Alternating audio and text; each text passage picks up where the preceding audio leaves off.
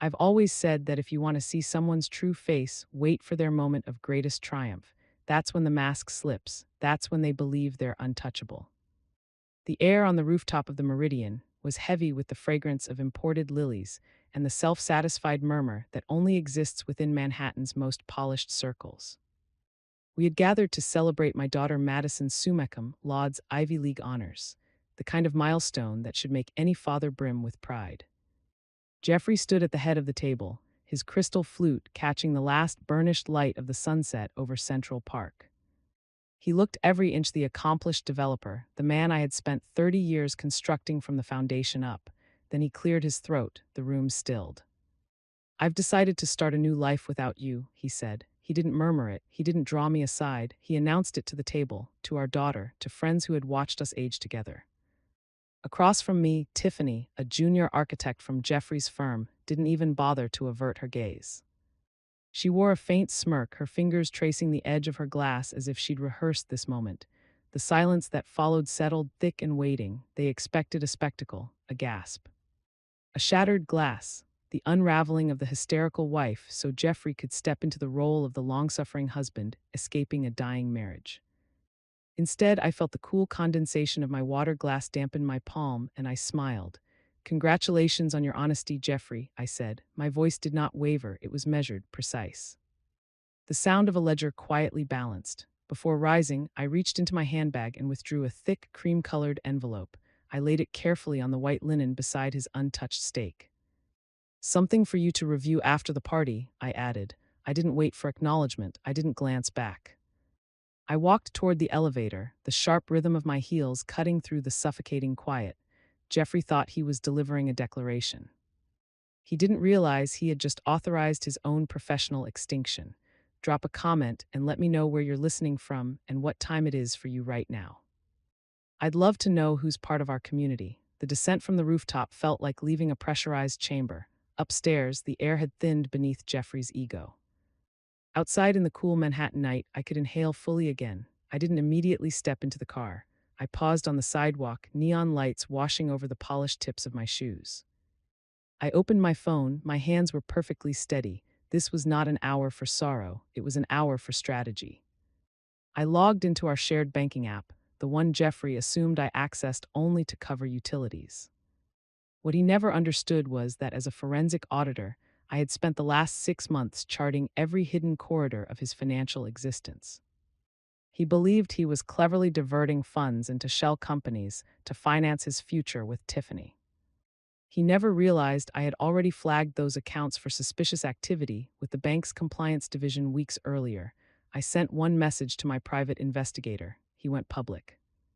"Initiate the lockdown." Seconds later, my phone vibrated, a notification from our primary business account. Jeffrey had attempted to settle the rooftop bill, declined $7,200. I could almost hear him 40 stories above me, that sharp, indignant bark he used when denied. He would flush red, fumbling first for his gold card, then his corporate platinum. One after another, they would fail. I had devoted 28 years to keeping his world upright. It took me 12 seconds to tilt it. "Mom," I turned. Madison stood at the entrance of the restaurant, her graduation gown draped over her arm, her eyes bright with shock and something sharper, understanding. She was my daughter in every possible way. She did not emerge in tears, she came seeking the plan. "He's still up there," she murmured, glancing toward the elevators. "He's arguing with the manager." "Mom, he told everyone he's moving Tiffany into the penthouse." "Our penthouse," I brushed a loose strand of hair from her face. "He can announce he's moving to the moon, Madison. That doesn't make it his property. Come on, we're going to your Aunt Diana S. What about the house, your things? The locks are being replaced as we speak, sweetheart. And the penthouse Jeffrey is so attached to. It's held by an LLC he hasn't examined closely in a decade. He believes he's king of the castle. He simply forgot who holds the deed." As we drove away, I saw Jeffrey burst from the building, Tiffany trailing behind him like an uncertain echo. He was shouting into his phone, likely at a customer service agent powerless to assist him. He looked diminished.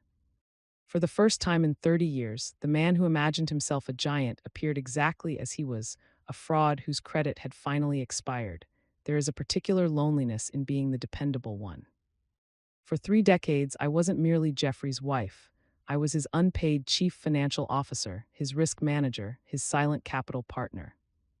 I remember 2008, when the world buckled and Jeffrey sat in our kitchen with his head in his hands, prepared to file for bankruptcy. I was the one who liquidated my entire inheritance, money my grandmother intended for my security, and infused it into his collapsing firm. I asked for no contract, no interest, only partnership. But Jeffrey never wanted a partner. He wanted a net sturdy enough to trample. In the quiet of Diana's guest room, the blue glow of my laptop cut through the dark. I opened a file buried 3 layers deep in a cloud server he didn't know existed. I titled it Project Clarity. It was our life reconstructed in numbers. 6 months earlier, a $12,000 discrepancy had caught my attention. To most, it would be a rounding error in a construction ledger. To me, it was a cent. I followed it. I uncovered the leak. A steady siphoning of funds from his operating account into an offshore LLC named T-Square Holdings. T for Tiffany. $1,800,000. That was the cost of his reinvention. He hadn't created that wealth. He had harvested it from the margins of our shared endurance. He had skimmed from the college fund I had carefully grown for Madison. He had postponed maintenance on our rental properties while purchasing a $4 million condo for a woman who wasn't even born when we bought our first house. I studied the spreadsheets, the cold evidence of 30 years of invisible labor being liquidated for a predictable midlife fantasy. This brings me to a truth I wish I had recognized sooner. To anyone listening who feels like the unseen foundation of their family, this is for you. We often believe that by giving more, working harder, standing quietly in the background to keep the lights on, we earn loyalty. But to a taker, your sacrifice is not a gift, it is the baseline. They do not register your effort, they only register their comfort. When you find yourself edged out of the very life you constructed, remember this: the one who keeps the books is the only one who truly understands the company's value.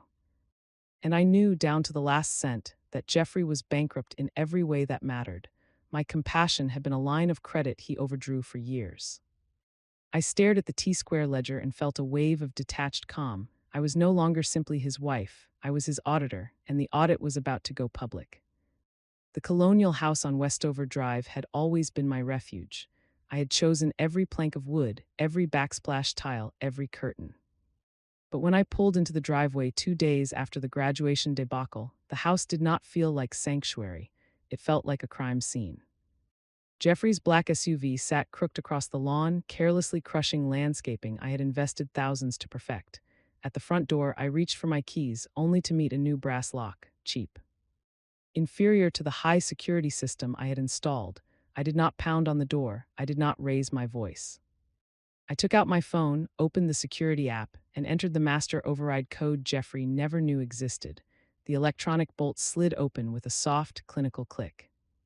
Inside, the foyer carried a perfume that wasn't mine, something overly sweet, too young. Tiffany stood in the center of my living room holding a roll of neon green moving stickers. She was pressing one onto the corner of my grandmother's antique mahogany desk. "You're not supposed to be here," Tiffany said, her tone stripped of the smugness she wore at the restaurant. Now it trembled. "I live here," I replied, my voice flat as a disconnected line. "You, however, are trespassing."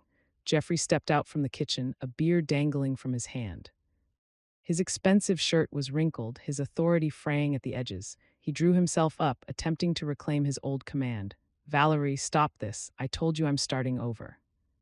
The locks have been changed. This house is a business asset. And since I'm the CEO, you're the CEO of a company whose credit facilities are currently frozen by a federal auditor," I interrupted. "And if you had bothered to read the deed for this property, you'd know it's held in a trust under Madison's name, with me as sole trustee until she turns 25. It is not and never has been a business asset." I watched the color drain from his face. He looked at Tiffany, then back at me. He was like a man suddenly realizing the ground beneath him had never been his at all, man who had built a skyscraper on sand and was just now feeling the tide come in. "You can't do this," he stammered. "I have nowhere else to go. The accounts, the bank said they're under review." "They are," I said, walking toward the desk and peeling the green sticker off the mahogany. I crumpled it into a ball and dropped it into the trash. "And until that review is complete, you are a guest in my daughter's house." A guest who has exactly 30 minutes to pack a suitcase and leave before the police arrive to escort a trespasser off the premises. Tiffany looked at Jeffrey, expecting him to fight. But Jeffrey just stared at me, seeing for the first time the woman I actually was, not the glorified bookkeeper he'd ignored for decades, but a forensic predator who had finally found her prey. I watched them with the detached curiosity of a scientist observing a doomed species. They weren't fighting for love, they were fighting for furniture, and I had already won the house. They say that anger is a fire, but in my profession, anger is an ice bath. It's what you use to preserve the evidence. As I sat in the war room of Diana's guest house, a space now filled with 3 monitors, a high-speed scanner, and 2 decades worth of tax returns, I felt a familiar, chilling precision settle over me. Jeffrey had spent years treating our business as a magic trick, moving money from one pocket to another, hoping the audience wouldn't notice the sleight of hand. But he'd forgotten that I was the one who designed the stage. I picked up the phone and dialed the direct line for the regional vice president of our primary lender. Arthur, it's Valerie. I'm calling to trigger the emergency freeze on all accounts associated with the Caldwell Group. Yes, including the secondary payroll. I've just uploaded the affidavit of suspected embezzlement to the portal. Arthur's voice was hesitant. Valerie Jeffrey is the primary signatory on those lines, and I am the majority shareholder of the holding company that secures them. Arthur read the bylaws I drafted in 2012. If the lead auditor flags a discrepancy exceeding 5% of quarterly revenue, the freeze is mandatory. Check your inbox. The discrepancy is currently sitting at 22%. I hung up. No emotion, no regret. This brings me to a concept most people misunderstand about conflict. It's the predator's silence. Jeffrey thought my quietness over the last few months was submission. He thought that because I didn't scream when I found Tiffany's earring in his car, or because I didn't confront him when he lost $50,000 in a bad investment, that I was weak. But silence isn't always a sign of defeat. Sometimes it's a strategic choice. In the world of forensic auditing, you don't strike when you see the crime. You strike when you have enough evidence to make the conviction inevitable. I didn't want to fight. I wanted an autopsy. Every day I stayed silent. Was another day I spent tightening the noose, ensuring that when the lockdown happened, there wouldn't be a single loophole for him to crawl through. By noon, the professional fallout was in full swing. My legal team had served the temporary restraining order. Jeffrey's company email was deactivated. His corporate car, a vehicle paid for by a business loan I had personally guaranteed, was flagged for repossession. I watched the clock. At exactly 12:45, my phone began to vibrate. It was Jeffrey. Then a text from Tiffany, then another from Jeffrey. I didn't answer. I didn't need to hear his voice to know what it sounded like when a man realizes the ground he's standing on has been sold out from under him. I leaned back, the blue light of the monitors reflecting in my eyes. The audit had to be perfect to be lethal, and looking at the red lines populating my screen, I knew I hadn't missed a single cent. The investigation into a financial crime often starts with a grand discovery, but it ends with a single devastating detail. For me, that detail was a loop in the letter V. I was sitting in Diana's guest room, the clock ticking past midnight, when I opened the scanned PDF of a small business loan Jeffrey had taken out 4 months ago, $400,000. The signature at the bottom read, Valerie Caldwell. At first glance, it looked perfect. The slant was right, the pressure seemed consistent, but Jeffrey had forgotten one thing. I am a forensic auditor. I spend my life studying the tiny subconscious habits people leave behind in ink. I zoomed in 400%. There in the middle of my first name was a hesitation, a tiny microscopic tremor where the pen had lifted and reset. It wasn't my signature, it was a tracing. Jeffrey hadn't just moved money. He had committed a federal crime. He had forged my name to secure a loan that put our personal assets and my professional license on the line. He wasn't just leaving me. He was planning to leave me in a prison cell of debt while he sailed away with Tiffany. Just as the weight of that realization began to crush my chest, my phone buzzed with an incoming file from an unknown encrypted address. I opened it. It was a spreadsheet titled Actual Debt. And the sender, it was an old alias Tiffany had used in college. The kill shot didn't come from my research, it came from the mistress. Tiffany had realized that Jeffrey wasn't the wealthy mogul he pretended to be. She had seen the collection notices I'd started triggering. She realized she was hitched to a sinking ship. And like any opportunist, she was looking for a lifeboat. The file she sent contained Jeffrey's private ledger, the real one. It showed that he didn't have 1,800,000 hidden away. He had lost most of it in high-risk gambling and bad land deals. The money he moved for her was already gone, spent on interest payments for the forged loan. He was a hollow man, a facade of success built on a foundation of lies. I didn't feel vindicated. I felt a cold, hard resolve. Jeffrey thought he was the architect of a new life, but he'd only succeeded in building a cage, and I was the only one with the key. I didn't need to destroy him. I just had to show the world exactly what he had drawn. The office of Caldwell Financial Transitions was quiet, the kind of quiet that precedes a controlled demolition. I sat behind my glass desk, the skyline of the city etched in steel and light behind me. I wasn't hiding, I was waiting. When Jeffrey burst through the double doors, he didn't look like the man who had stood atop the rooftop bar a week ago. His suit was wrinkled, his eyes were bloodshot, and he had the frantic, sweating look of a gambler who had just realized the house always wins. Tiffany wasn't with him, he was alone. "Valerie, you have to stop this," he choked out, leaning heavily on my desk. "The bank, they've called in the loans, all of them. They're saying there's an investigation into the small business credit line. They're talking about fraud. Val, federal fraud. I didn't invite him to sit. I didn't offer him water." I simply tapped a key on my laptop. A recording began to play. It was the audio from the hidden security camera in our old living room captured the night he moved Tiffany in. "Valerie trusts me completely," Jeffrey's recorded voice bragged, dripping with a smugness that now sounded pathetic. "She's a glorified bookkeeper, Tiff. She sees the numbers I want her to see. She's her own worst enemy because she's too loyal to look closer. That's her weakness." I paused the recording. The silence that followed was deafening. "I wasn't too loyal to look closer, Jeffrey," I said, my voice as cold and precise as a scalpel. "I was just waiting for you to finish digging the hole. You see, this is the illusion of the empty wallet. You thought your power came from your name, your SUV, and your ability to stand at the head of a table. But you forgot that those things were built on my credit, my inheritance, and my labor. You mistook my support for your own strength." He sank into the chair, his head in his hands. "I'll lose everything. The firm, the reputation. I'll go to prison." "You already lost it," I replied. "The moment you forged my name, you ceased to be a businessman. You became a liability. And as a forensic auditor, my job is to remove liabilities from the balance sheet."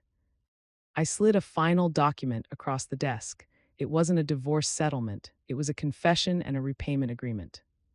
"Sign this, and I won't hand the secondary ledger Tiffany gave me to the district attorney today. You'll spend the next 20 years working as a junior project manager at a firm I recommend paying back every cent you diverted from Madison's trust and the company accounts. You wanted a new life, Jeffrey. This is it. A life of honest work and absolute accountability." He looked at the pen as if it were a weapon. He realized there was no exit strategy, no offshore accounts to save him. He was a man who had spent his life pretending to be the architect, only to realize he had been living in a house of cards I had allowed him to occupy. He signed. His hand shook so much the ink feathered on the page. I took the paper, blew on it to dry the ink, and stood up. "You have 10 minutes to leave this building, Jeffrey. Don't look back. There's nothing left here for you to audit." 6 months later, the colonial house on Westover Drive has a new name on the mailbox, Madison's name. I visit her on Sundays and we drink coffee on the porch I built with my own savings. Jeffrey is working, truly working for the first time in his life. He calls Madison occasionally, but she's busy.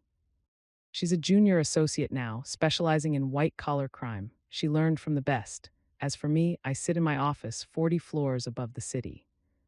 I opened my old marriage file today, the one I'd been using as a digital evidence locker.